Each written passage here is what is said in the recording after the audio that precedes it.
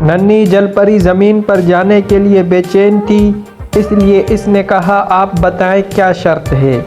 سمندر کی جادوگرنی شرط رکھی کہ وہ انسان بننے کے بعد بول نہیں سکے گی۔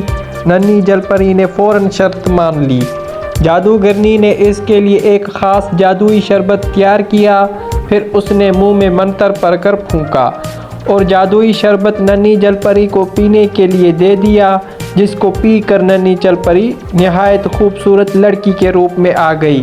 ننھی جل پری انسانی روپ میں آ کر بہت خوش ہوئی اور سمندر کے باہر ساحل پر آ گئی، جہاں وہ نوجوان موجود۔ اس نے ننھی جل پری کو بتایا کہ وہ دراصل ایک شہزادہ ہے۔ ننھی جل پری شہزادے کے ساتھ اس کے محل میں چلی گئی، جہاں شہزادے نے اس کو لاوارث لڑکی سمجھ کر ایک کونے میں جگہ دے دی۔ ایک دن محل میں شاندار دعوت کا اہتمام کیا گیا۔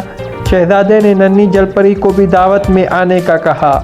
جب ننھی جل پری دعوت میں آئی تو شہزادے نے سب مہمانوں سے اس کا تعارف کرایا۔